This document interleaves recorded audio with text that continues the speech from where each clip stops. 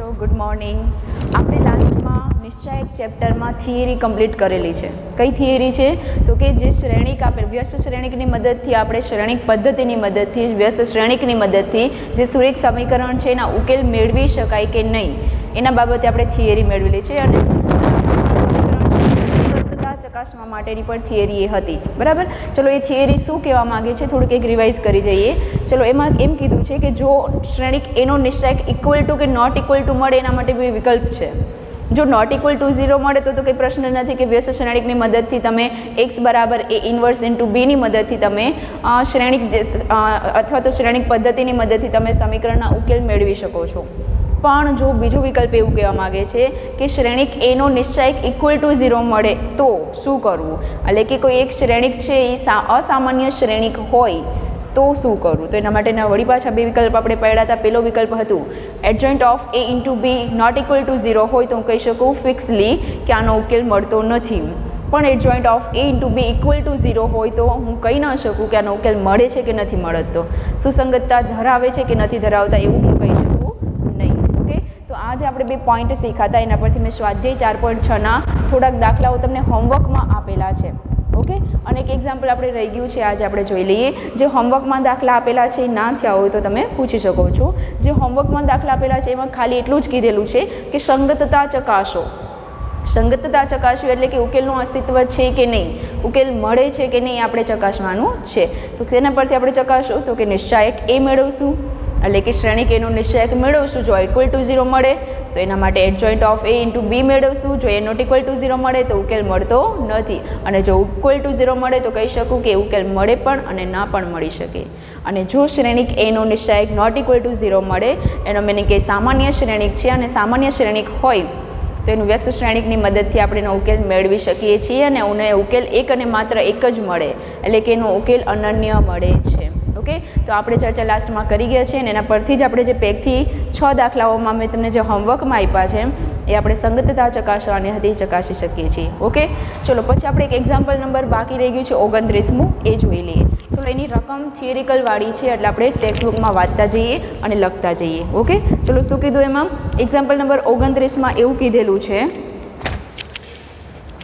જુઓ વાંચીએ છીએ આપણે કે 3 સંખ્યાઓનો સરવાળો 6 છે, પણ કઈ 3 સંખ્યાઓ, અહીં એક્ઝામ્પલ 29માં શું કીધું છે કે 3 સંખ્યાઓનો સરવાળો 9 છે, પણ કઈ 6 છે, પણ કઈ 3 સંખ્યાઓ તો કે ધારવી પડશે બરાબર। તો આપણે ધારી લઈએ છીએ। પેલું જો આપણે જ્યારે પણ કૂટ પ્રશ્ન સોલ્વ કરીએ ત્યારે 1 બાય 1 લાઈન વાંચતું જવાનું અને એને ગાણિતિક સ્વરૂપમાં ફેરવતું જવાનું। ગાણિતિક સ્વરૂપમાં ફેરવશો એટલે ઓટોમેટિક તમને ખ્યાલ આવશે કે આમાં મારે શું શોધવાનું છે અને શું આપેલું છે, અને એના માટેની જે મેથડ છે એ પણ ઓટોમેટિક તમને ખબર પડી જશે। ઓકે, ચલો તો અહીંયા શું કીધેલું છે કે પ્રથમ 3 સંખ્યાઓનો સરવાળો 6 આપેલો છે, પણ કઈ 3 સંખ્યાઓ એના માટે આપણે ધારવું પડશે। તો ધારો કે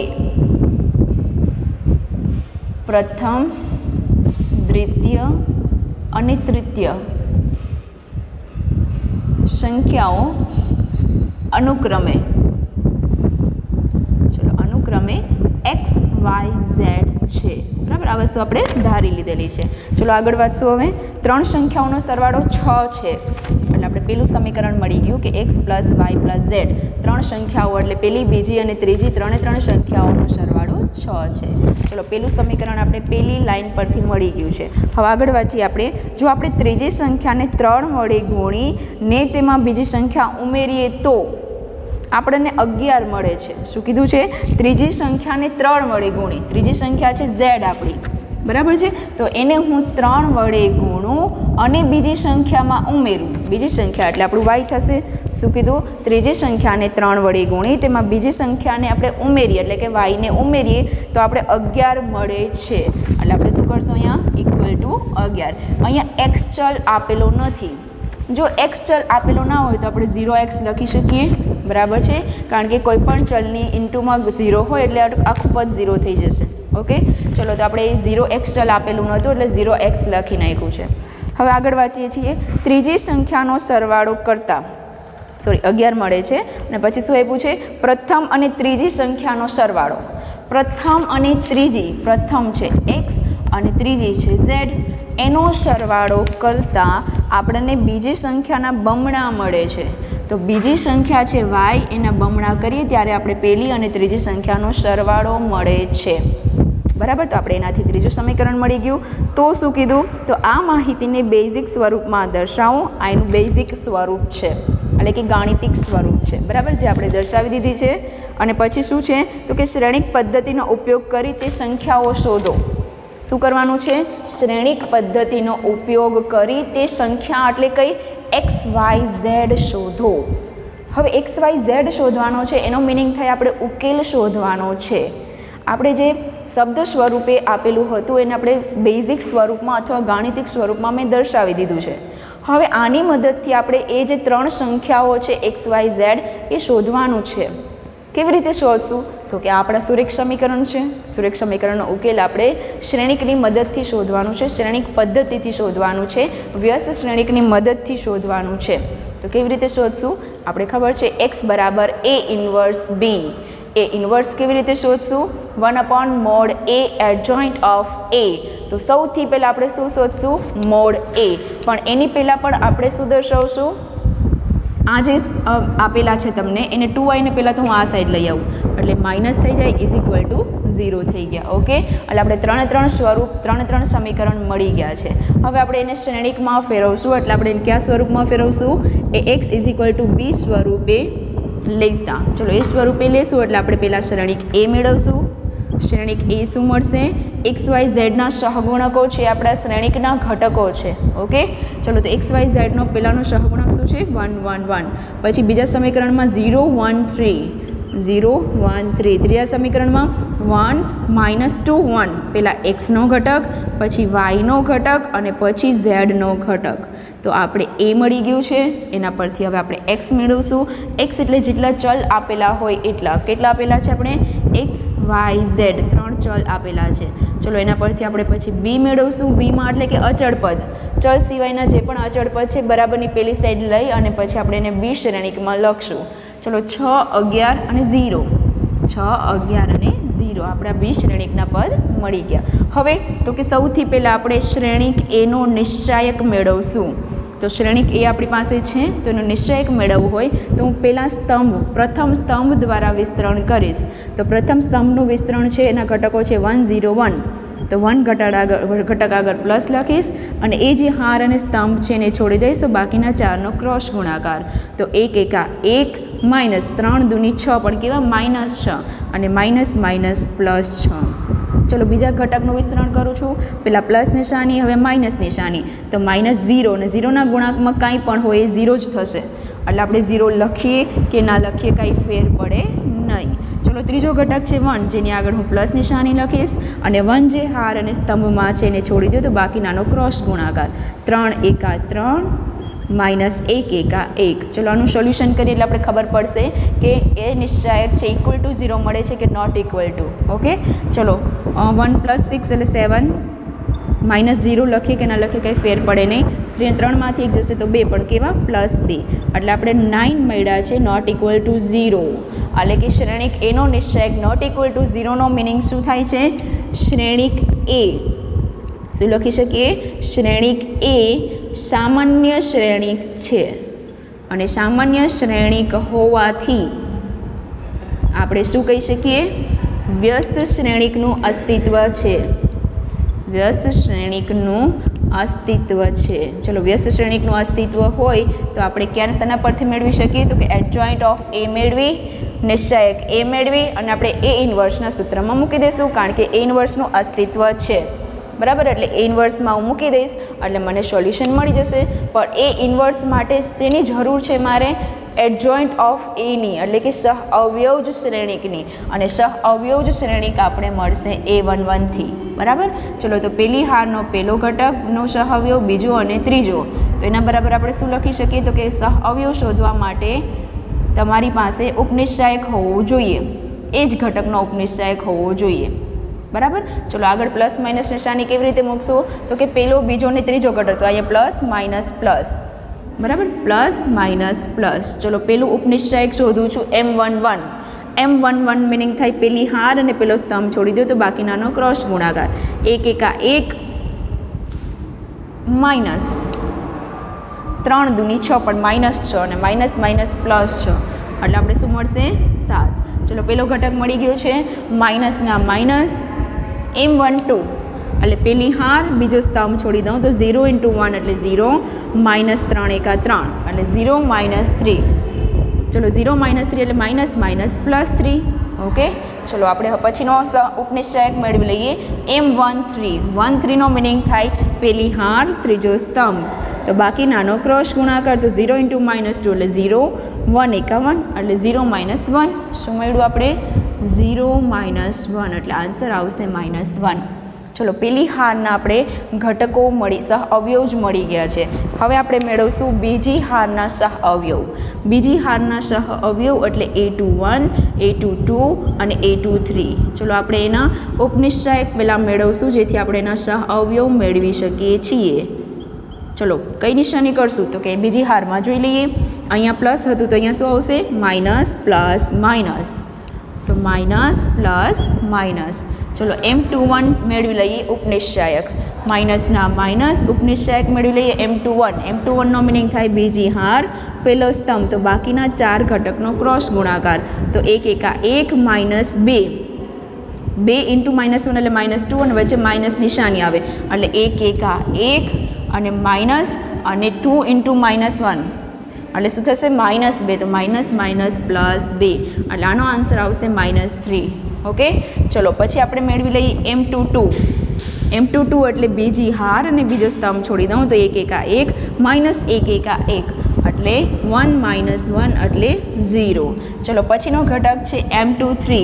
તો M23 એટલે શું બીજી હાર ત્રીજો સ્તંભ તો 1 × -2 એટલે -2 -1 શું આવશે -2 વચ્ચેની માઇનસ નિશાની અને પછી 1 એટલે -3 +3. ચલો બીજી હારના પણ આપણે ઘટકો સહ અવયવ જ મળી ગયા છે. હવે આપણે ત્રીજી હારના મેળવી લઈએ A31 A32 A33.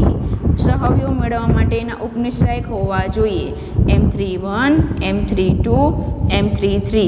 ચલો માઇનસ પ્લસ કઈ નિશાની આવશે ત્રીજી હારમાં તો અહીંયા માઇનસ હતું તો હવે અહીંયા શું આવશે પ્લસ માઇનસ પ્લસ તો આપણે પહેલાં પ્લસ લખશું પછી માઇનસ અને પછી પ્લસ. ઓકે ચલો M31 શોધી લે એટલે કે ઉપનિશ્ચયક ત્રીજી હાર પહેલો સ્તંભ તો આ 4નો ક્રોસ ગુણાકાર 3 × 3 -1 શું મળ્યું 3 -1 એટલે 2 મળી ગયું. ચલો પછી આપણે માઇનસના માઇનસ M32 શોધશું એટલે કે ત્રીજી હાર બીજો સ્તંભ એટલે 3 × 3 -0 એટલે શું થયું 3 -0 એટલે -3.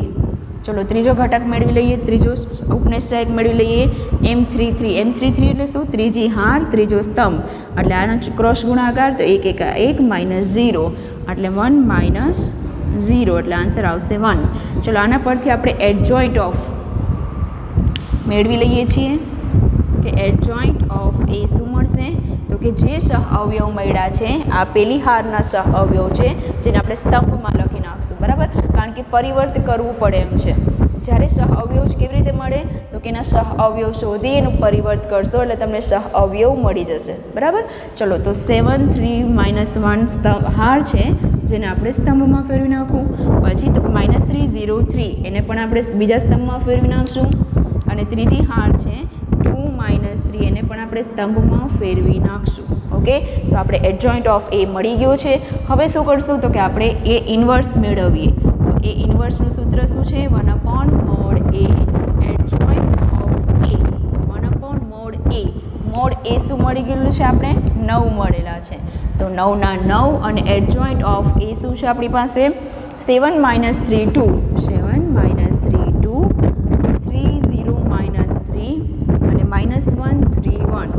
ચલો કંઈક આવું એડજોઇન્ટ ઓફ એ મળેલું છે આપણે 9 ભાંગીશની અંદર એનો પછી ભાંગીએ તો અત્યારે આપણે એ ઇન્વર્સ છે આવી રીતે જ રાખશું જે પણ મળ્યું છે એ બરાબર. તો હવે આપણે શું મેળવવાનું છે ઉકેલ મેળવવાનો છે તો એનું સૂત્ર શું છે x = a inverse into b.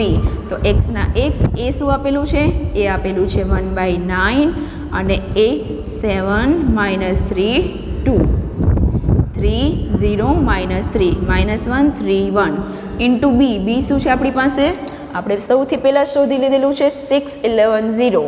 શું આપેલું છે b 6 11 0. ચલો 1/9 1/9નું 9, આનો હું ગુણાકાર કરીશ, બરાબર. બંને શ્રેણિકોનો ગુણાકાર કરશું એટલે આપણે ઉકેલ મળી જશે. ચલો પેલી હાર પેલો સ્તંભ 6 સતા 42, 11 તેરી 33 પણ કેવા -33, 2 × 0 એટલે કે શું થશે 0. ચલો 42માંથી 33 એટલે 7 અને 2 9, કેટલા વધશે 9 પણ કેવા +9. ચલો પેલી હાર પેલો સ્તંભ પૂરું. ઓકે, કારણ કે બીજો સ્તંભ આગળ છે નહીં કે હું એની સાથે ગુણાકાર કરું.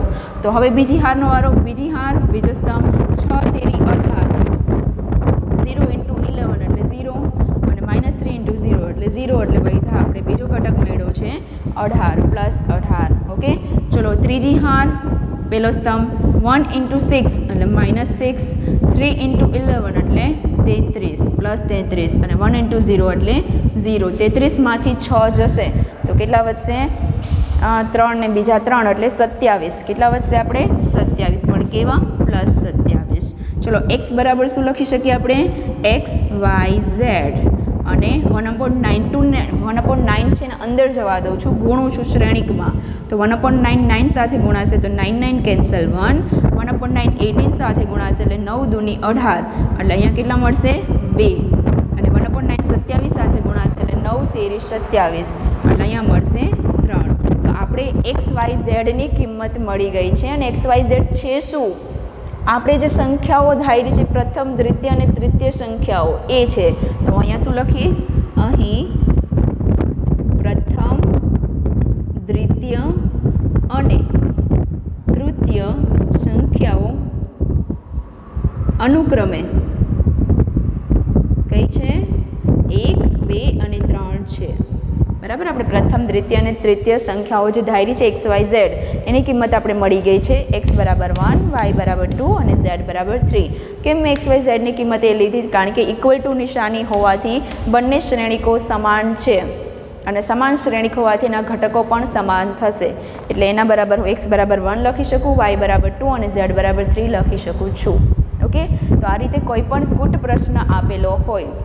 અત્યાર સુધી આપણે શું શીખ્યા તો કે શ્રેણિકના સમીકરણ આપી દીધેલા હતા એના પરથી ABCX ડાયરેક્ટ મેળવી અને આગળ વધતા. પણ તમને અત્યારે રકમમાં કૂટ પ્રશ્ન આપ્યા છે, વ્યવહારિક પ્રશ્ન આપેલા છે. તો વ્યવહારિક પ્રશ્નને પહેલાં તો ગાણિતિક સ્વરૂપમાં અથવા બેઝિક સ્વરૂપમાં ફેરવવા પડે. એમાં ફેરવી અને પછી જ આ વસ્તુ આગળ વધી શકો છો. ધ્યાન રાખજો આ બેઝિક સ્વરૂપ તમારા ખોટા ના પડવા જોઈએ. એ ખોટા પડશે તો તમારો જવાબ ખોટો પડશે કારણ કે ઓલરેડી આ બધું ખોટું પડશે તો તમારો આ જે છે પ્રોસેસ આપણે આગળની એ બધી જ ખોટી પડશે તો તમારી જે ટાઈમ વેસ્ટ થશે, તમે ટાઈમ બગડશે તમારો. ઓકે, એટલે આ વસ્તુ ખોટી પડવી જોઈએ નહીં. વ્યવસ્થિત સમજી અને પછી જ સમીકરણ બનાવવા કારણ કે એ સમીકરણ પર આખું જે દાખલો છે ડિપેન્ડ છે. અને ધ્યાન રાખજો અહીંયા મેં 2y પાછળ લખ્યા, z આગળ લખ્યા છે તો ધ્યાન રાખી પહેલાં x નો ઘટક 1, y નો ઘટક -2 અને z નો ઘટક 1. ભૂલથી પણ 1 1 -2 ના કરતા, 1 1 -2 થશે તો બધું જ ખોટું પડશે. ઓકે, એટલે આ વસ્તુ ધ્યાનમાં રાખવાનું છે. હંમેશા પહેલાં x નો ઘટક, y નો ઘટક અને z નો ઘટક એ શ્રેણિકમાં લખવામાં આવે છે. ઓકે, તો ચલો આવા જ કૂટ પ્રશ્નો આપણે સ્વાધ્યાયમાં પણ આપેલા છે એ જોઈ લઈએ.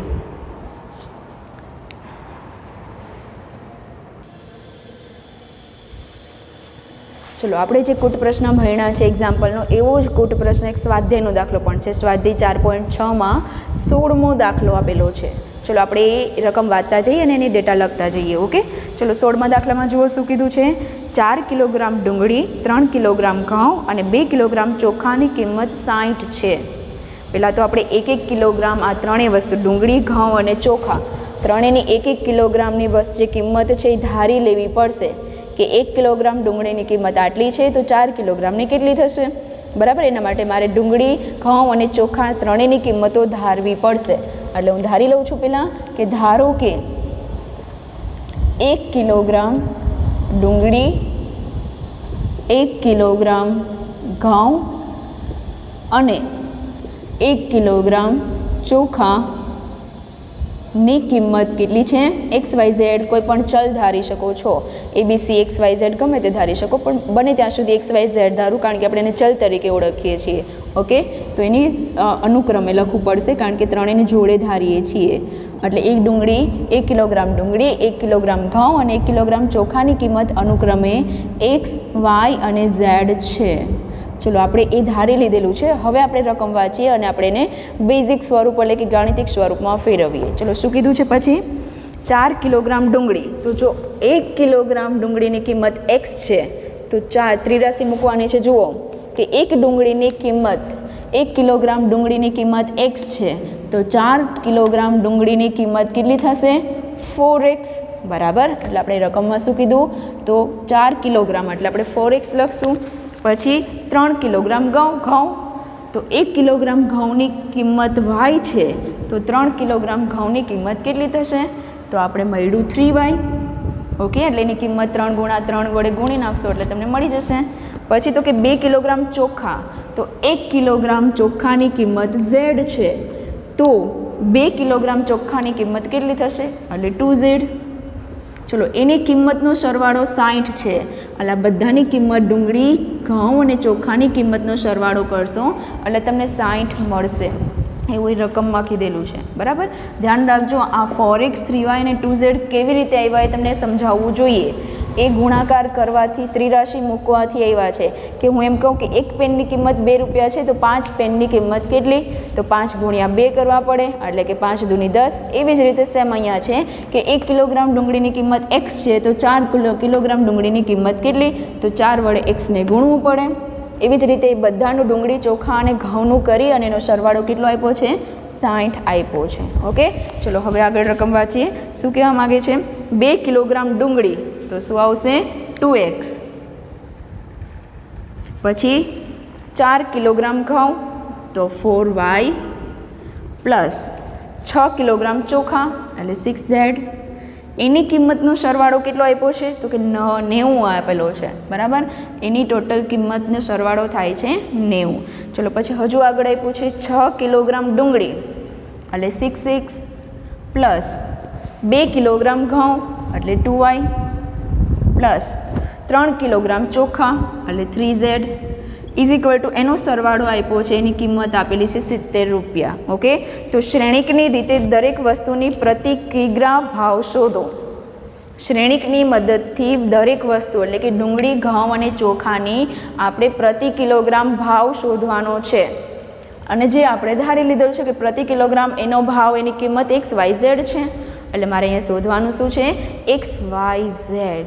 અને XYZ એટલે આપણે આ જે સમીકરણ લીધેલા છે એનો ઉકેલ, અને એનો ઉકેલ શ્રેણિકની મદદથી શોધવાનો છે. એટલે આપણે કઈ મેથડથી ગણશું? સુરેખ સમીકરણનો ઉકેલ શ્રેણિક પદ્ધતિની મદદથી અથવા વ્યસ્ત શ્રેણિકની મદદથી. તો વ્યસ્ત શ્રેણિક x કેવી રીતે શોધશું? તો કે x is equal two A inverse B. એના માટે A ઇન્વર્સ શોધવું પડશે. A ઇન્વર્સ કેવી રીતે શોધશું આપણે? તો કે 1/mod A adjoint of A. સૌથી પહેલાં મોડ A શોધવું પડશે. ચલો મોડ A માટે આપણે પહેલાંને કયા સ્વરૂપમાં ફેરવવું પડશે? x is equal two B સ્વરૂપે લેતા. ચલો આપણે આના સ્વરૂપમાં ફેરવી નાખીએ છીએ. પહેલાં આપણે સૌથી પહેલાં A શ્રેણિક મેળવીએ. A શ્રેણિક એટલે શું? તો કે XYZના સહગુણકો. XYZ એટલે કે 4, 3, 2. ચલો 4, 3, 2. પછી બીજું સમીકરણ 2, 4, 6. ધ્યાન રાખજો, લાઇનમાં આવવું જોઈએ. એક્સના ઘટક પહેલાં, વાયના ઘટક પછી અને પછી ઝેડના ઘટક. કદાચ અહીંયા આડાવડું હોય તો એ પ્રમાણે તમારે અહીંયા ચેન્જીસ કરવાના રહેશે. ઓકે, ચલો પછી 6, 2, 3. એટલે આપણે આઈ શ્રેણિક મળ્યો. પછી એક્સ શ્રેણિક. એક્સ શું છે? ક્યાં ચલ છે? XYZ. ચલો પછી બી શ્રેણિક. બી શ્રેણિક એટલે શું? તો કે જે અચળ પદ આપેલા છે 60, 90, 70. ઓકે, ચલો બધું મળી ગયું છે. હવે આપણે સૌથી પહેલાં શોધશું શ્રેણિક એનો નિશ્ચાયક. કઈ હારની મદદથી શોધશું? પેલી હારની મદદથી. જોઈએ ચલો શું આવે પેલી હારની મદદથી. 4 પહેલો ઘટક છે જેની આગળ આપણે પ્લસ નિશાની રાખશું. ઓકે, ચલો 4 જે હાર અને સ્તંભ છે એને છોડી દઈએ તો બાકીનાનો ક્રોસ ગુણાકાર. 4 તેરી 12 -6 દૂની 12 એટલે કે 12 - 12. બીજો ઘટક આપણે 3 લઈશું, એની આગળ માઇનસ નિશાની. ચલો એ જે હાર અને સ્તંભને છે એને છોડી દઈએ તો 3 દૂની 6 -6 × 6 એટલે 36. બીજો ત્રીજો ઘટક છે 2 લઈશું જેની આગળ પ્લસ નિશાની રાખશું. એ જે હાર અને સ્તંભને મૂકી દઈએ તો 2 દૂની 4 -6 ચોક 24. ચલો આનું સોલ્યુશન કરી નાખીએ એટલે આપણે ખબર પડી જશે કે ઇક્વલ ટુ મળે કે નોટ ઇક્વલ ટુ 0. ઓકે, ચલો 12 - 12 એટલે 0, 0 માઇનસ કાંઈ પણ ઇન્ટુમાં કાંઈ પણ હોય 0 જ થશે. ઓકે, પછી 36માંથી 6 જશે તો -30 અને -3 ઇન્ટુ -3 એટલે 3 તેરી 90 પણ પ્લસ 90. ઓકે, 36માંથી 6 જશે તો -30 માઇનસ માઇનસ પ્લસ અને 30 × 3 એટલે 3 તેરી 9 એટલે કે 90. ઓકે, ચલો પછી 24માંથી 4 જાય તો -20 અને +20 +2 એટલે -40 થશે. બરાબર, 90માંથી 40 જાય તો 50 જે નોટ ઇક્વલ ટુ 0 છે. જે નોટ ઇક્વલ ટુ 0 શું બતાવે છે તમને? એવું કહેવા માગે છે કે શ્રેણિક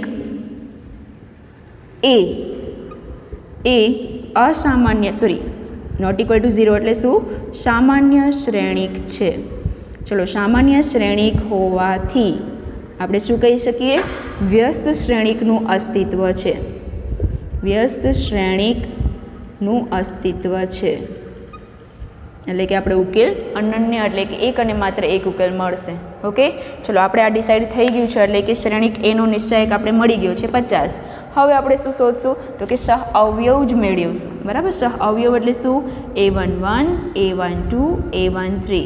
ચલો એના માટે શું મેળવવાની જરૂર પડે છે? m11 m12 m13. ઓકે, આગળ કઈ નિશાનીઓ આવશે? તો કે પહેલા, બીજા અને ત્રીજા પેલી હારના ઘટકો છે પ્લસ માઇનસ પ્લસ એટલે આપણે અહીંયા પ્લસ માઇનસ પ્લસ મેળવશું. ચલો a1 મેળવવા માટે ઉપનિશ્ચયક મેળવવાનો છે m11. m11 એટલે પેલી હાર ને પેલા સ્તંભને ઇગ્નોર કરું, દૂર કરું તો 4 તેરી 12 -12 એટલે આપણે અહીંયા શું મળશે? 12 - 12 એટલે 0.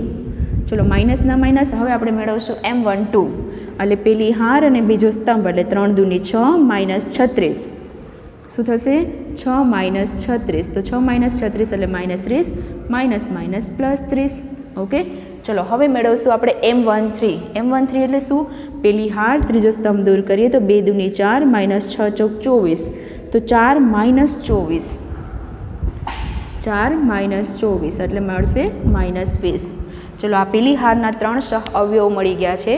હવે આપણે બીજી હારના સહ અવયવ મેળવશું a21 a22 અને a23.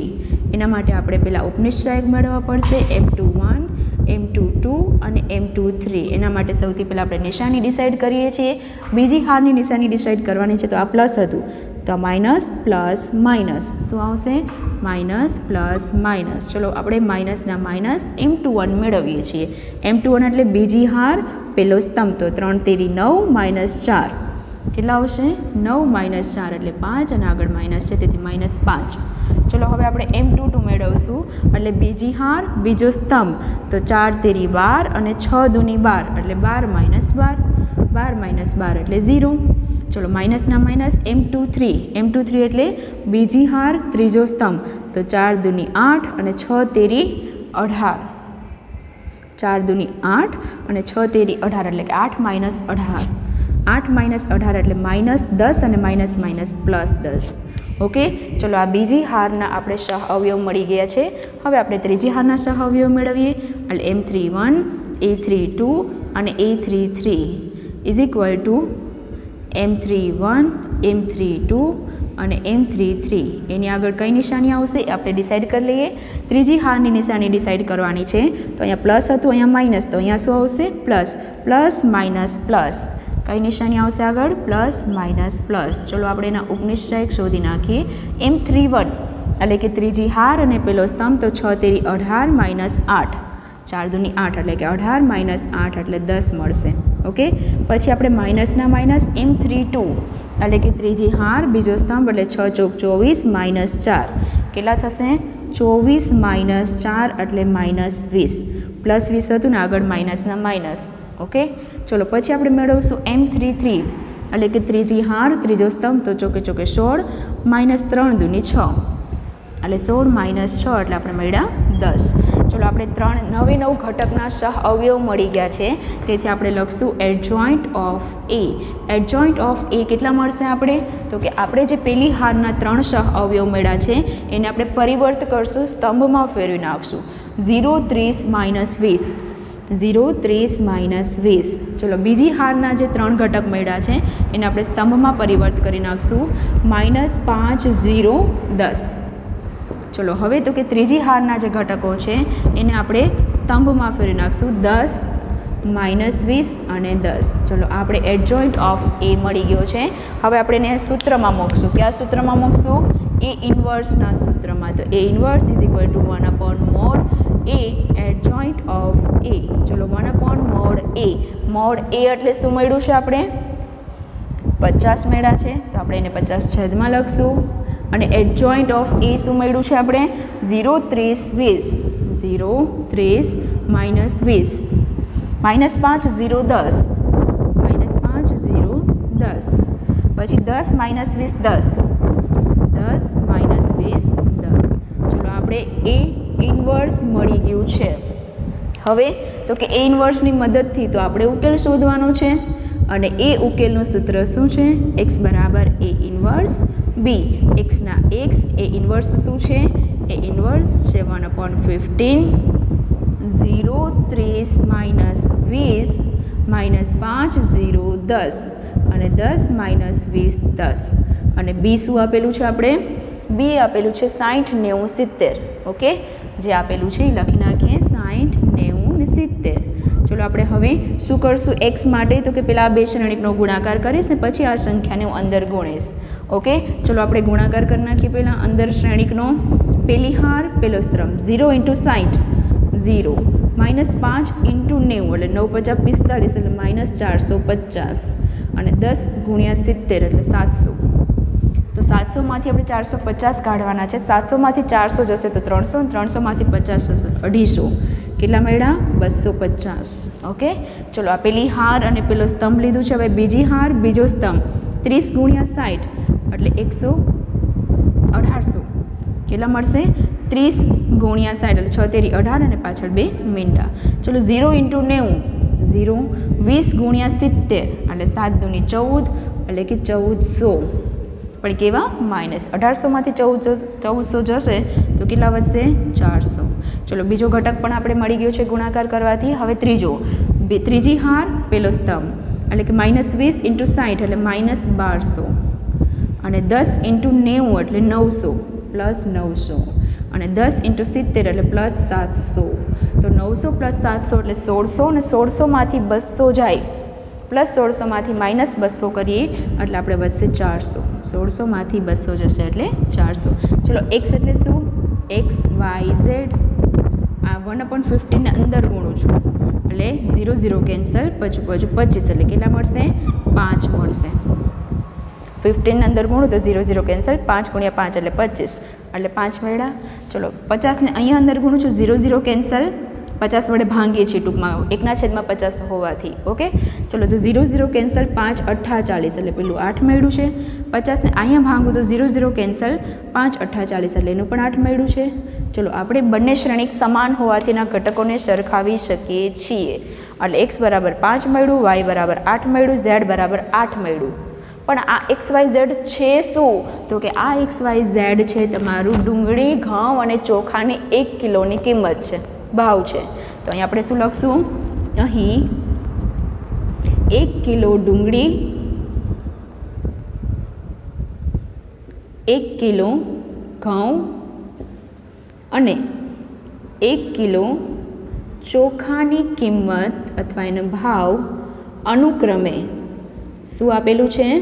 અનુક્રમે 5, 8 અને 8 છે. આ શું કહેવા માગે? 1 કિલો ડુંગળીનો ભાવ 5 છે, 1 કિલો ઘઉંનો ભાવ છે 8 અને 1 કિલો ચોખાનો ભાવ છે 8. તો આ રીતે તમને કૂટ પ્રશ્ન આપેલા હોય એમાં ધારી જે શોધવાનું હોય ને લગભગ એ જ ધારવાનું થશે. જો અહીંયા એક શોર્ટકટ તમને મળી ગયું છે. મારે શોધવાનું શું હતું? 1 કિલો ડુંગળી, ઘઉં અને ચોખાની કિંમત શોધવાની હતી. તો હું એ જ ધારી લઉં XYZ. ઘણાને ધારવામાં પ્રશ્ન થતો હશે કે મારે ધારવું શું? જે શોધવાનું કીધું એને ધારી લેવાનું. અહીંયા શોધવાનું કીધું છે કે 1 કિલો ડુંગળી, ઘઉં અને ચોખાનો ભાવ કેટલો છે? તો XYZ ધારી લો અને પછી આગળ વાંચીને સમીકરણ બનાવો, એને શ્રેણિકની મદદથી સોલ્વ કરશો એટલે તમને કિંમત મળી જશે. બરાબર? અહીંયા વચ્ચે કંઈ ભૂલ ના થાય, સહ અવયવ શોધવાનું કે પછી નિશ્ચાયક એ શોધવામાં એ ધ્યાન રાખવું. કારણ કે એમાં ભૂલ થશે ને તો તમને આ જવાબ માઇનસ આવવાના ચાન્સીસ છે. અને ધ્યાન રાખજો, કોઈ પણની કિંમત ડુંગળી, ઘઉં કે ચોખાની કિંમત ક્યારેય માઇનસમાં ના હોય. એટલે અહીંયા તમારે જો કોઈ કિંમત માઇનસમાં આવી એટલે સમજી જવું કે તમારી ક્યાંક ભૂલ છે અને એ ભૂલ શોધી અને ફટાફટ ચેક કરી લેવું, બરાબર, જેથી તમે વધારે ટાઈમ તમે બગડી ના શકે અને દાખલો પણ તમારો ખોટો ના પડે. ઓકે, તો આ રીતે આ કૂટ પ્રશ્નમાં ધ્યાન રાખવું. આ 2 કૂટ પ્રશ્ન આપેલા હતા અને IMP કહી શકાય, બરાબર છે, કારણ કે આપણે આ ચેપ્ટરમાંથી 4 ગુણનો પ્રશ્ન પૂછાય છે, તો એ આ કૂટ પ્રશ્નમાંથી પણ હોઈ શકે, બરાબર. અદર કોઈ ડિફરન્ટ ક્વેશ્ચન કૂટ પ્રશ્ન બદલાવ નાખે. પહેલાં આપણે પ્રથમ, દ્વિતીય અને તૃતીય સંખ્યા માટે જોયું, પછી આપણે ડુંગળી ઘઉં ને ચોખા માટે જોયું. હું બીજું કોઈ વસ્તુ લઈ અને કૂટ પ્રશ્ન બનાવી નાખું તો એ આપણે મેથડ આવડવી જોઈએ. રકમ ગમે તેવી બદલે અહીંયા પહેલાં પ્રથમ, દ્વિતીય, તૃતીય સંખ્યા હતી, અહીંયા ઘઉં, ડુંગળી અને ચોખા છે, એની જગ્યાએ હું chocolate, pen, pencil, strawberry, pastry, ગમે તે બેન્ચ, ટેબલ ગમે તે રાખી શકું, બરાબર. તો રકમ બદલે તો ચાલશે પણ મેથડ આવડવી જોઈએ. ઓકે, જે ધારવાનું, જે શોધવાનું છે એ ધારી લો, એના પરથી સુરેખ સમીકરણ બનાવો અને આગળ સોલ્વ કરો. ઓકે, ચલો આગળનું જોઈ લઈએ.